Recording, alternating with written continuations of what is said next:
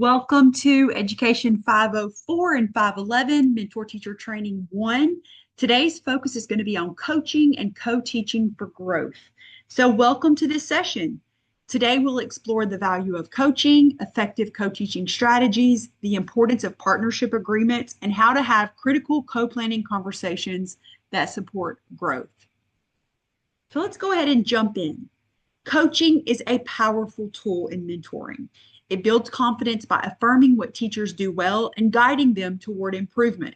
Structured feedback helps new teachers reflect and adjust their practice. Additionally, structured feedback is supportive for experienced teachers and educators, helping them refine practices that they have simply gotten used to or maybe bringing them to new levels of excellence. This is especially helpful perhaps when an experienced educator changes grade levels, subject levels. Perhaps it's something that they're just not as familiar with, or it might be something that they've taught for a very long time and they simply are ready for the next level of growth and change. Goal setting ensures that teachers grow in targeted, meaningful ways that strengthen overall instruction. Effective coaching begins with identifying clear goals aligned to teaching standards and student needs. Using evidence from classroom observations keeps feedback objective and actionable. Tracking progress helps mentors and mentees see growth, while celebrating successes keeps motivation high. Challenges should be addressed with supportive, solutions-focused dialogue. Coaching is more than just telling mentees what to do. It's a process that builds their ability to reflect and problem solve. As mentors, we use different approaches depending on the situation. The two key approaches are directive or direct coaching and cognitive coaching. We spoke about this in previous modules, so it might be helpful to review those. Co-teaching involves a mentor and a novice teacher, or even, like I mentioned, an experienced teacher, sharing responsibility for the classroom. It requires collaboration in planning, delivering instruction, and assessing student learning. Co-teaching not only benefits the mentee, but it also enhances student learning through differentiation and multiple perspectives. I invite you, I challenge you, step into co-teaching if it's not something that you've done before. If you're going to be hosting McNeese Resident, co-teaching is definitely something that we're expecting you to do as a mentor teacher.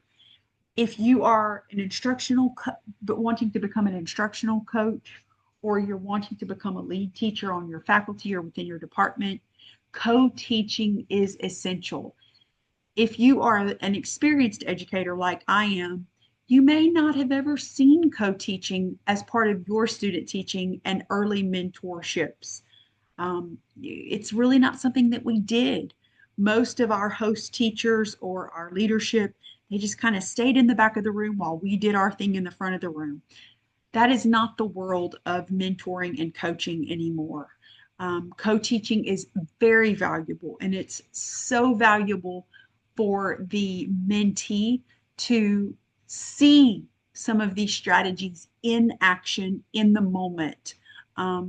These are research-based strategies, which leads us to our next slide, what the different strategies are. There are 6 commonly used co-teaching strategies, and if you've been through a different program, some of these might have slightly different names, but these are the ones that we use here at McNeese. Each provides different levels of involvement for the mentor and mentee, starting with simple approaches like one teach, one observe. Teachers can gradually move to more complex strategies like team teaching. Selecting the right model depends on the lesson objectives and the needs of the students. So you will see that each one of these approaches is represented on the right, and each one of these gives you a brief idea of the relationship between the mentor-mentee and the students. Notice that both the mentor and the mentee are represented by the same size blue dots. That's because these positions are interchangeable.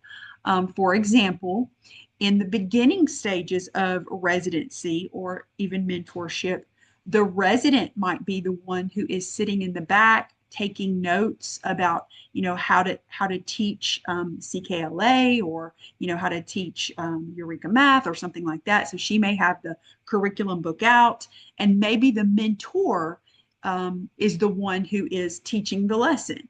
She would be taking notes in the curriculum book, and then later at a debriefing time, she might share with the mentor things that she learned by watching her teach the lesson.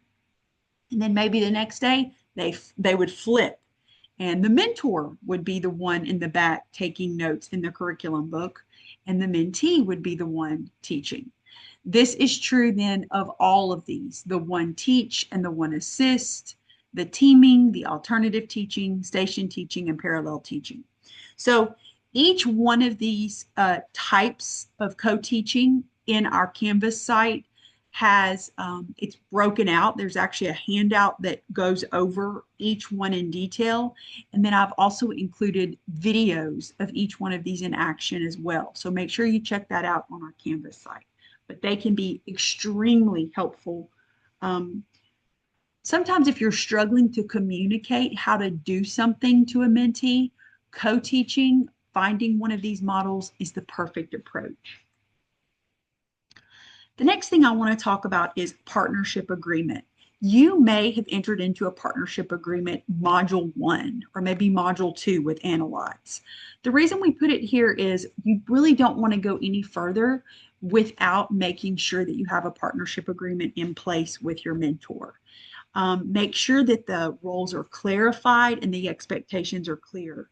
The partnership agreements help formalize the mentoring relationship by clarifying the roles and the expectations of each party. They create a structure that builds trust and accountability between the mentor and the mentee. These may take the form of an MOU or a mentor-mentee agreement outlining meeting times, communication norms, and shared responsibilities. I highly recommend this. And for the purposes of our certification, we really require it. Don't think that just because you are great friends or you know each other really well, that don't rely on familiarity to make up the difference between a partnership agreement. Put it in place, and if it feels overly formal, simply let the mentee know, hey, this is part of what McNeese is requiring from me, and I want to make sure that I'm doing a good job to receive my certification.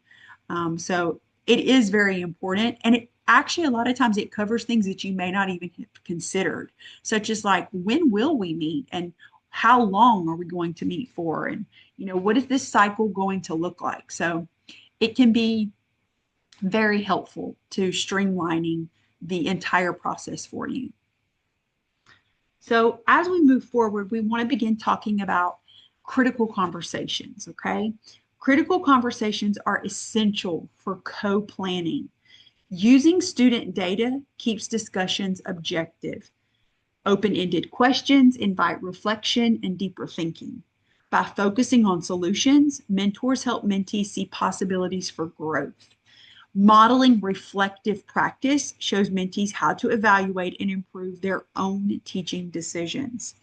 And so critical conversations are part of the mentoring and the coaching process.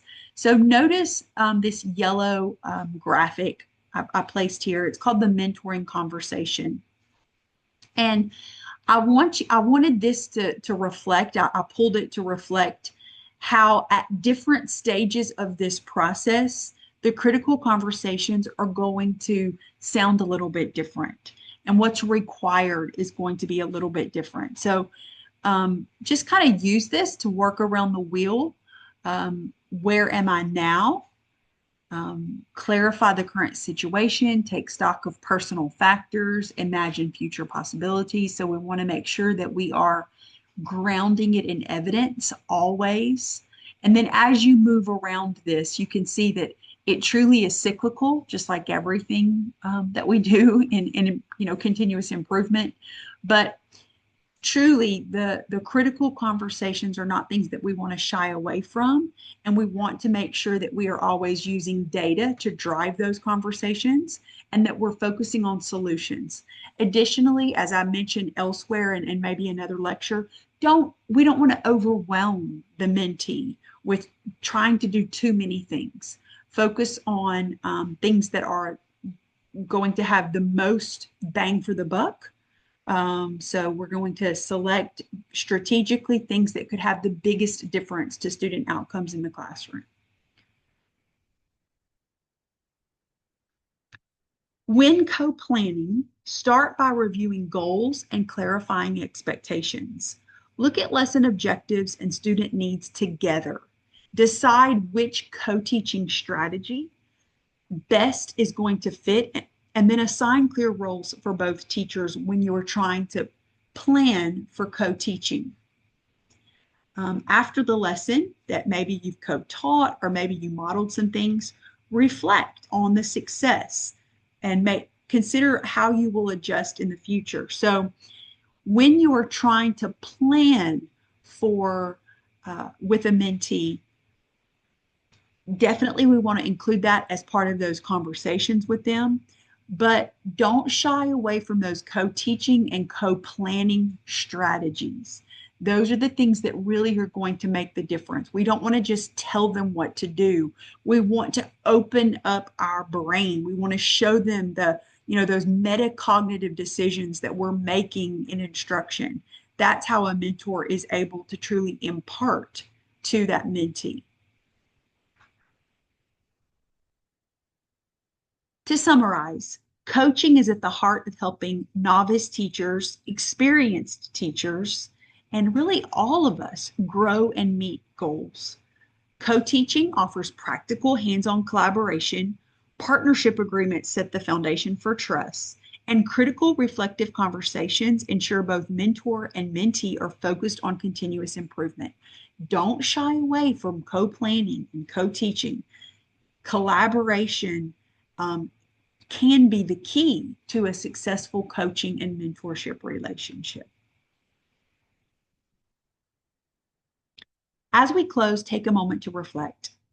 How can you apply these mentoring strategies with your novice teacher? What's one actionable step you'll commit to in this mentoring practice? What are the next steps that you need to do to be able to develop a coaching plan that truly meets the needs of that you've identified to lead to improvement for the instructional choices of your mentee, as well as the student outcomes of your mentee students?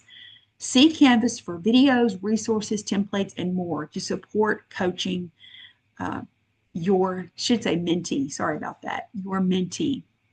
I hope you have a wonderful week, and please continue to reach out with any questions.